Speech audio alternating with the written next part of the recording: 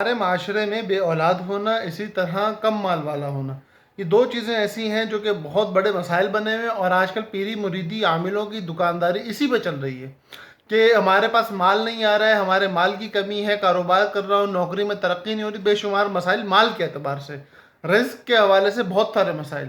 اسی طرح بے اولاد ہوں، اولاد نہیں ہو رہی، نرینا اولاد نہیں ہو رہی، بیٹیاں ہوئی چلی جا رہی، بیٹے نہیں ہو رہے. ہمارے عاملوں کے پاس رش لگا پڑا ہے ان دو مسائل پر. مال نہیں مل رہا، اولاد نہیں ہو رہی. کسی عامل کے پاس جانے کی ضرورت نہیں ہے، کسی پیر فقیر کے پاس جانے کی ضرورت نہیں ہے، اپنی عورتوں کی عزتوں کو نیلام کرانے کی ضرورت نہیں ہے.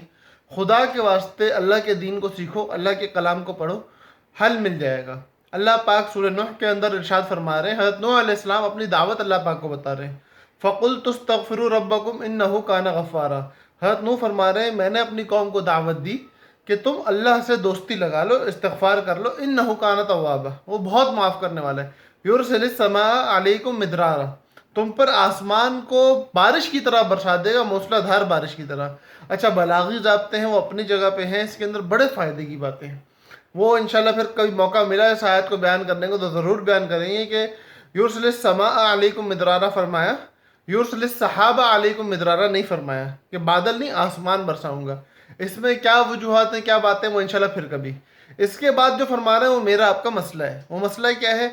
مال نہیں مل رہا اور رزق کم آ رہا ہے، رزق کم آ رہا ہے اور اولاد نہیں ہو رہی. تو یہ دو مسائل ہیں، ان دونوں مسائل کا حل ان باتوں کے اندر ہے. وہ یرسل السماء علیکم مدرارا ویمددکم، اور اللہ پاک تمہاری مدد فرمائیں گے. پہلی بات یہ، اس کے اندر کیا فائدہ ہے بتاتا ہوں. وَيُمْدِدْكُمْ بِأَمْوَال، مال دے کے، وَبَنِين، اور اولاد دے کے. مال اور اولاد ملے گی. وَيَجْعَلْ لَكُمْ جَنَّاتٍ وَيَجْعَلْ لَكُمْ أَنْهَارًا. یہ پوری فضیلتیں ہیں 5 جو استغفار کی حضرت نوح علیہ السلام کی زمانی قوم نوح کو بتائی گئی، اور اس قوم نوح کی بتانے کی برکت سے اللہ پاک نے یہ ہم تک پہنچائی. 5 کیا؟ سب سے پہلے اللہ رب العزت آسمان کو برسا دیں گے، ٹھیک ہے، اپنی جگہ پہ بات ہے. دوسری بات ہے وَيُمْدِدْكُمْ بِأَمْوَالٍ وَبَنِينَ، تمہاری مدد ان دو چیزوں سے کریں گے.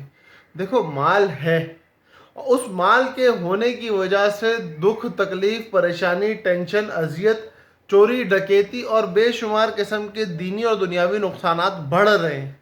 تو وہ مال فائدے کے لیے نہیں، نقصان کے لیے. اسی طرح اولاد ہے، معذور ہے، ذہنی طور پر یا جسمانی طور پر اس کے اندر کمی ہے، کوتاہی ہے، وہ بچہ آپ کا نافرمان ہے، وہ بچہ اتنا غلیظ ہے کہ آپ کی زندگی تباہ و برباد کر چکا ہے، آپ کو زندگی جہنم بنا چکا ہے آپ کی. یہ دونوں چیزیں فائدے کی نہیں، نقصان کی ہیں. لیکن اللہ پاک فرما رہے ہیں میں تمہاری مدد کروں گا، تمہیں فائدے کے لیے دوں گا. پتہ چلا مال بھی نافع ہوگا، اولاد بھی فرما بردار ہوگی. اولاد ہونا کمال نہیں ہے، فرما بردار اولاد ہونا کمال ہے. اولاد ہونا کمال نہیں ہے، بلکہ ایسی اولاد ہونا جو آپ کو دین کی طرف ڈال دے، جو گناہ سے آپ کو بچا لے، جو جہنم کے راستے سے جنت کی طرف آپ کو لے آئے، وہ اولاد ہونا کمال ہے. تو یہ دو نعمتیں اللہ رب العزت دے رہے ہیں استغفار کی برکت سے. تو اس لیے آج کی اس ویڈیو پیغام کا صرف اتنی بات ہے کہ جو بندہ توبہ استغفار کو اپنی زندگی کا لازمی جز بنا لے گا، اللہ پاک اس کی دنیا کو جنت کا نمونہ بنا دیں گے انشاءاللہ. تو اس لیے اللہ کے کلام کو لازمی پکڑیں. جس کی اولاد نہیں ہے اس کو جتنی شدت سے اولاد چاہیے، اتنی زیادہ شدت سے وہ استغفار کی کثرت کرے. اور دوسرا ایک عمل ایسا ہے کہ اس عمل کے ساتھ جو نیت کر لو گے وہ ملنا ہی ملنا ہے، اور وہ حضور صلی اللہ علیہ وسلم پر درود شریف کا عمل ہے. ان دو عمل کو لازمی پکڑ لیں. صبح شام 100 مرتبہ تو ہر مسلمان کرے. پھر جس کو جتنی زیادہ ضرورت ہے، ایک بندہ چاہتا ہے میں کروڑوں پتی بن جاؤں تو لاکھوں میں استغفار تو کرے. ایک بندہ ایک بیٹے کی نعمت چاہتا ہے، اس نعمت کے لیے وہ لاکھوں روپے خرچ کرنے کے لیے تیار ہے، تو وہ لاکھوں روپے خرچ کرنے کے ساتھ ساتھ ہزاروں دفعہ استغفار تو کرے. 100 دفعہ استغفار کا مطلب یہ نہیں کہ میرا مقصد حل ہو جائے گا. استغفار کثرت سے کرنا ہے. استغفار کے اپنے آداب ہیں، ان کی رعایت رکھ کے کرنا ہے.